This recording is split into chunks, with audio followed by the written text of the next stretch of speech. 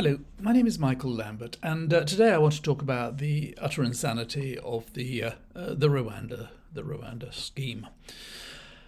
Normally, I don't post during the week, but I've found that recently there are so many stories and a lot of things I'd like to talk about, and I tend to cram a bit too much into videos sometimes. And so I thought for the time being, at any rate, I would post twice a week. And my plan now is to continue posting on Saturdays and also to post on Wednesday mornings. I know that this first video was going to go out on Thursday. If people are not interested, then I'll go back to Saturday only. But it will give me a bit of chance to talk a little bit more about all sorts of things, really. Now, I thought I'd start this week with one or two gems from the comments to my video last week. My video, which was about how I think house prices are heading for a collapse. And I got some really nice ones, and I'll read some of them to you. The first one came from a guy called William Orchard 16. He says, by your own admission, you are no expert on anything, so get off your effing soapbox. Now, a very nice person called Michael Weir, he came to my rescue. He said, but he has many years' experience in trade and business. Also, he is right. And so William Orchard 16, he had to come back on that one. So he says, I too have many years' experience in trade and business. I ran my own business for 50 years, but I don't bore the arse off people bleating about this and that, about which he is a self-confessed ignoramus. Toughen up and get on with it. I've never actually confessed to being an ignoramus. I may well be, but it's not something I would really confess to. I don't know if it's any help, William, if you're watching, but when I'm bored with something, I stop watching it. It's so easy. Someone with a computer-generated name said the following. He said, as usual, so he's a regular viewer, you haven't got a clue what you're talking about, lad. Have a sherry and nip down the bingo. You'll notice in several of these, they're sort of what I call ageist, really. You know, they're sort of pointing out. I don't know quite why people would do it, unless it is to be deliberately offensive. You know, it's no news to me that I'm no longer a young man. I mean, I'm aware of that. I do have a mirror, and so these sort of comments are really a bit silly, aren't they? Somebody called Paul's 3075, he says, in 2 years' time, this guy will never create a video saying how wrong he was. Just another snake oil salesman telling people what they want to hear. You see, there again, it's just silly, isn't it? Why bother with that sort of comment? I'm not a snake oil salesman. I'm not selling anything. I'm just coming on here and giving my opinions about current affairs. It's ridiculous, isn't it? Snake oil salesman. A woman called Jane Dubourg, 4837, she says, if you're not an expert, what the fook are you on about? Just study Economics 101. You will see how much BS you are sprouting. She doesn't explain quite why it's all BS, but anyway. Another guy called Robert the Great, 1368. Now, I said in the video last week that people are a bit hard up now and people can't really afford to go out. I said, I might use the expression, nobody can afford to go out these days. And so he says, no one in the UK can afford to go out, ? I don't know where you live. And then he puts in brackets, guessing southwest London. But I can assure you that it is not the case. Stop wasting your life moaning and enjoy what's left of it. You see, another one sort of, you haven't got much time left, you're an old bloke. Why no mention of immigration when commenting on crazy house prices? Because immigration has very little to do with crazy house prices. Ian1962, he says, this is rather interesting, he says, I must admit, I like his videos. It's amazing how little he knows, but how keen he is to share it. Somebody called Sea Wave Chow, he said, it doesn't make a lot of sense, this, but I think he must be some sort of expert on social media and so on. So he says, clickbait and trash make money from ads. Typical trash talk, self-claimed social media content creator. I'm not quite sure what he's saying, but I did have a look, and he's a YouTuber himself. He's posted 34 videos, and one of them went viral. It got 40 views, One got 23, and all the rest got less than 20. So I don't think he's whatever clickbait he's using is probably not working. And then finally, there's a guy called Respect the Philippines. And he says the following. He says, "I've never heard so much utter nonsense from an unqualified, dithering old man." See, there you go again, dithering old man. He doesn't have the faintest idea what he's talking about, as usual. So he's a regular viewer. I'm glad he comes to hear what I don't know what I'm talking about every week.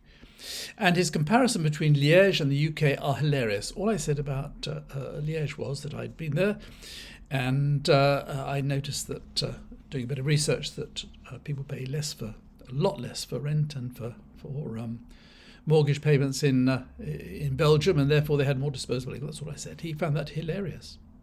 And he says, "I've been to Liège maybe 30 times plus." Then he goes on to say, because he's obviously watched my previous videos when I've visited other places, he says, "Lambert, please do us all a favour and stop going to places to try and make feeble and unresearched comparisons with the UK. Every place you go to, that could be anywhere in the whole 27 countries of the EU, everywhere you go to, I will have worked.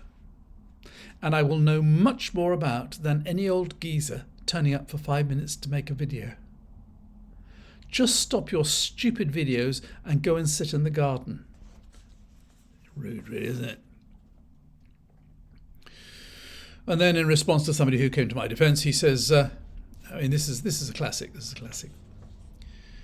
Respect the Philippines. I wonder why he's got that name, Respect the Philippines. I bet he's some old man, somewhere, and he's probably got himself one of these mail order brides. He's probably got some sort of 25-year-old Filipino living with him, and she's probably not respected by the neighbours. Maybe that's where the name comes from. But anyway, he says, I dread this garbage turning up in my YouTube feed.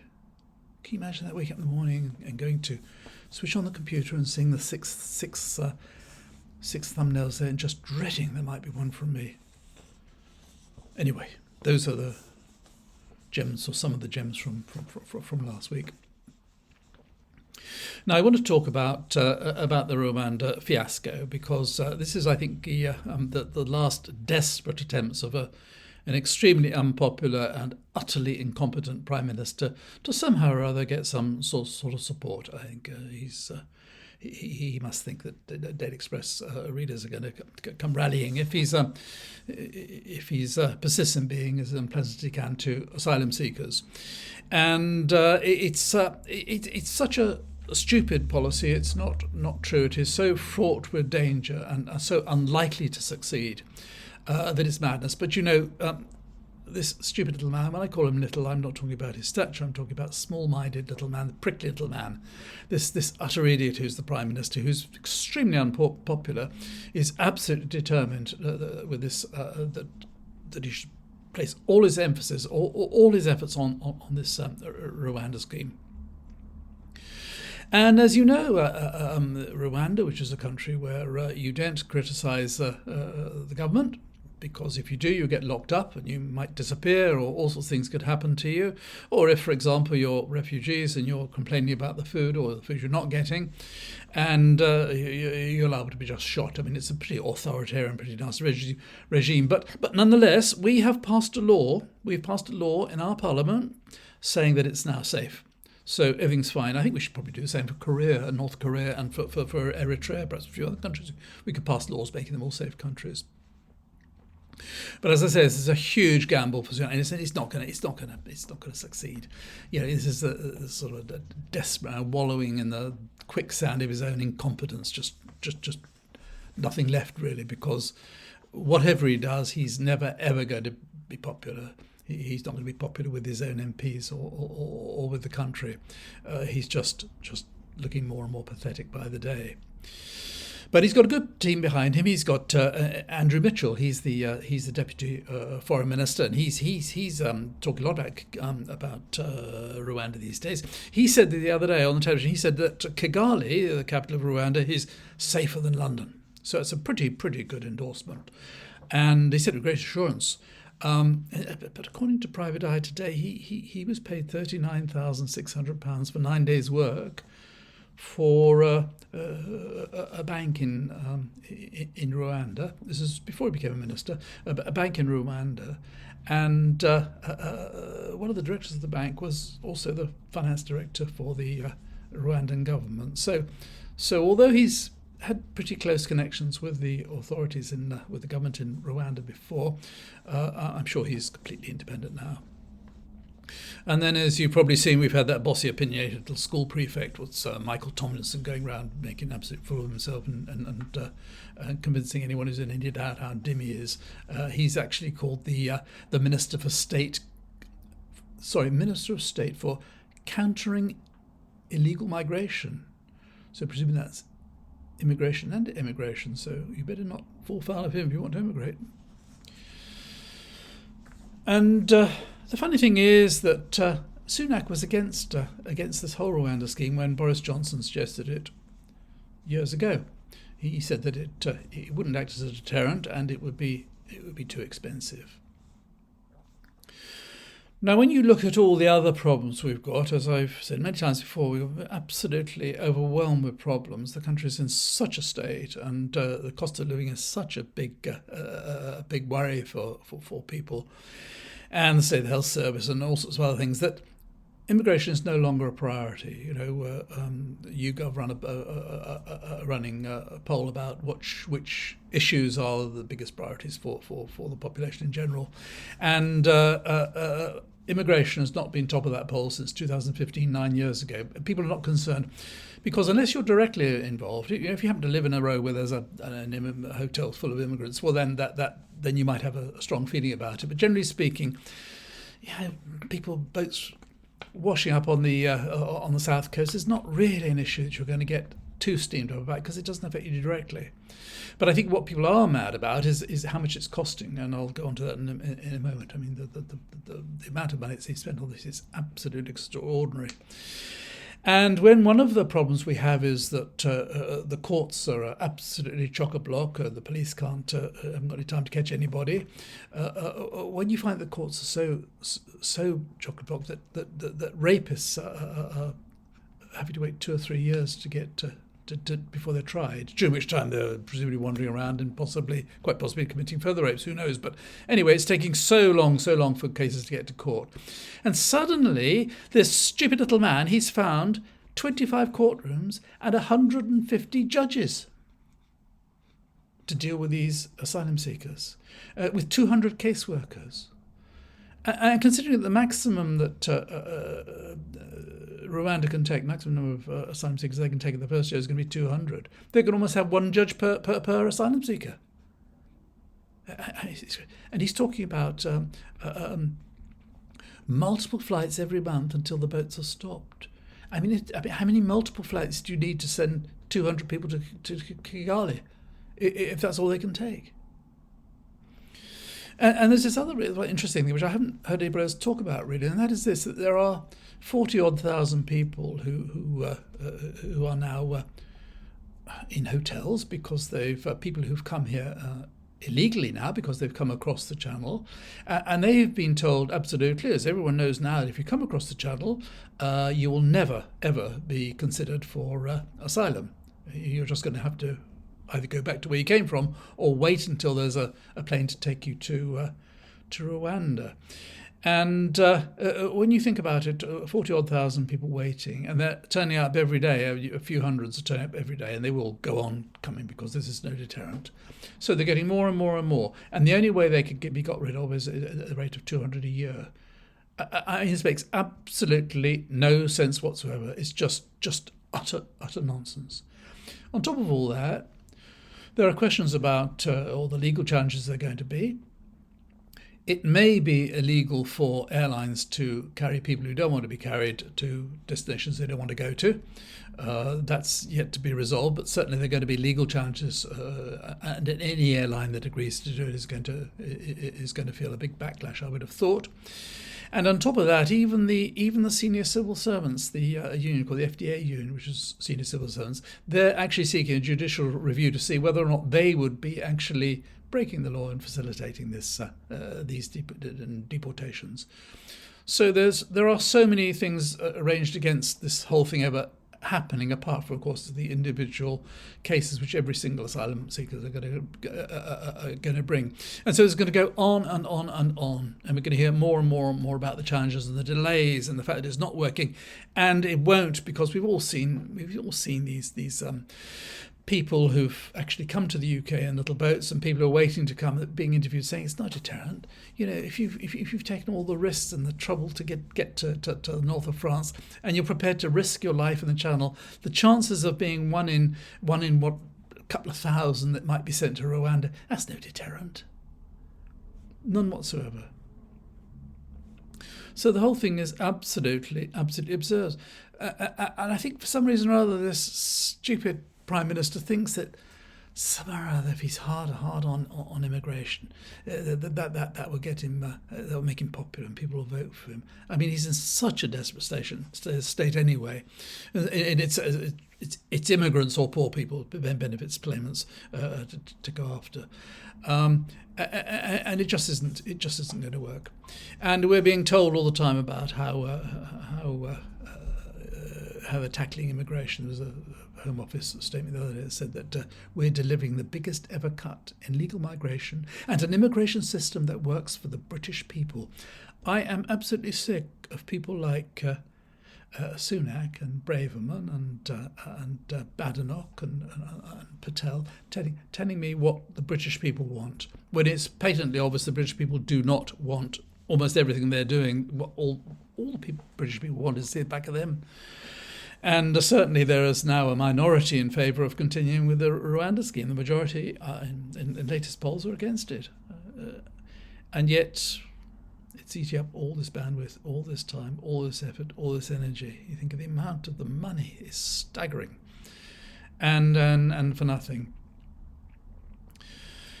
But I quoted last week from a lady who tweets, and she's called Sarah Murphy, and I think she's just absolutely amazing. She just manages to, in a brief tweet, encapsulate a situation so perfectly. And she tweeted last week about about the Rwanda bill, and I did just want to read it to you because I think this sums it up absolutely perfectly. What she said is this: she said, "Tories call passing the Rwanda bill a landmark moment. Yes, a landmark moment of constitutional thuggery. A landmark moment of government extremism, financial idiocy, and vicious inhumanity. A landmark moment of international irresponsibility and national disgrace. Shame on them all." And I think that sums it up absolutely perfectly. Now, to finish, I just did want to read you some excerpts from an article I found that was, which was from a reporter who had gone to Rwanda from Al Jazeera. And he posted an article, and they produced a video on it. And it was titled, "Rwandans Grapple with Own Fears Over UK Asylum Seeker Plan." It went on to say, amid high unemployment and a housing crisis, many in Rwanda are apprehensive about the $270 million UK migrant deal criticised by rights groups. They went on to say, Rwandans face an employment crisis, with 15% of the labour force unemployed and youth unemployment at 20%. This is where we're sending these asylum seekers. And our esteemed Home Secretary, James Cleverly, stupidly said, "Rwanda needs migrants because of the genocide." I mean, how stupid can you be? He's Home Secretary. I mean, how stupid can you be? So he's trying to convince us that they need these people, all these 200 people that we're going to send there. They need them because of the genocide, and they've got 20% youth unemployment. Then goes on about the housing. The UK has provided Rwanda with an initial £220 million and has committed to £370 million over the next 5 years, regardless of how many people are sent to Rwanda. So that is £590 million we've agreed to give them. Part of it we've already given them. and it might be for nobody. If nobody goes there, that's £590 million gone. And at the same time, don't forget, we are taking asylum seekers from Rwanda who are said to be in danger. That's part of the deal. Each asylum seeker would cost UK taxpayers about £1.8 million. It's quite an expensive way of getting rid of them. You could buy them quite nice houses for £1.8 million, put them in there. And then a guy called Frank Habineza. He's the head of the Democratic Green Party of Rwanda, and he's the only opposition politician elected to Parliament. In other words, the rest of them are all pro the government. And he said, we won't be able to give them jobs. They'll have money from the UK, but after that finishes, what happens?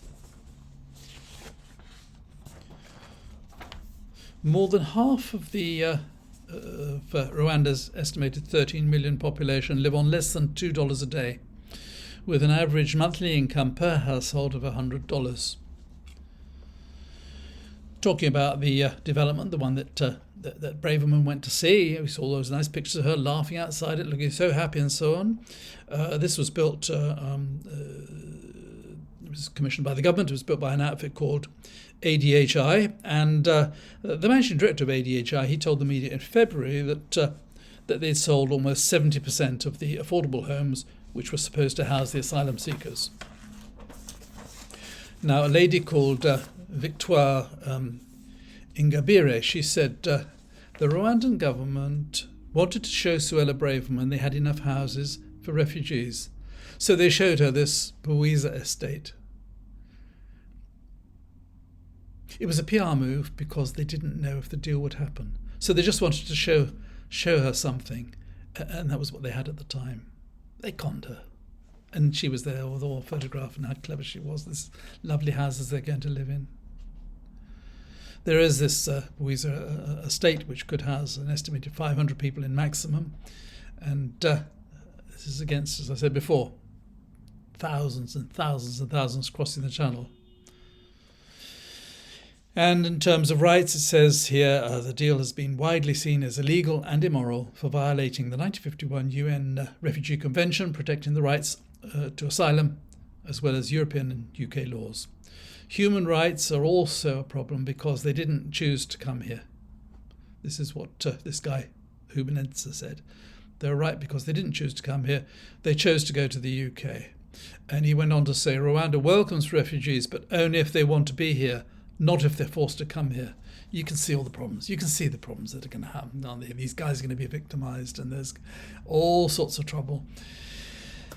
The UK government has repeatedly said Rwanda is a safe country with a strong history of providing protection, safety and sanctuary to refugees, despite the UK Supreme Court decision saying the opposite.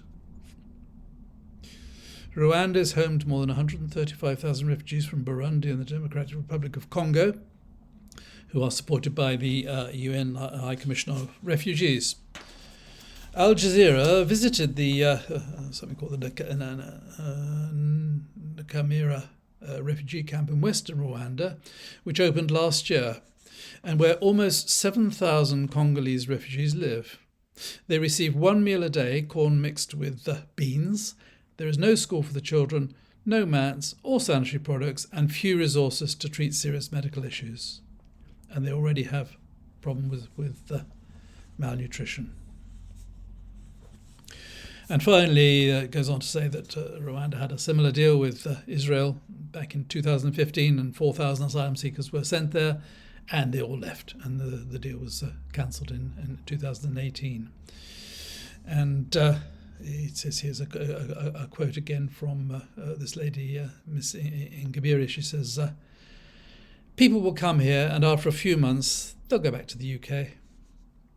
She said the Rwandan government knows that, but is still going ahead with the proposal due to its financial incentive.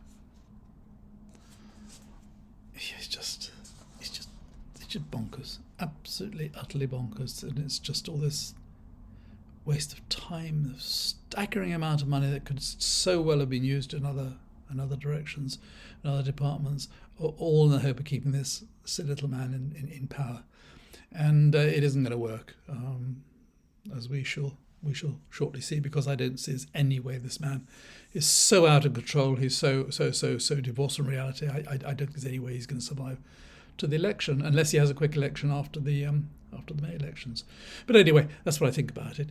If you watched this far, as usual, thank you very much indeed. And until next time, till Saturday, bye for now.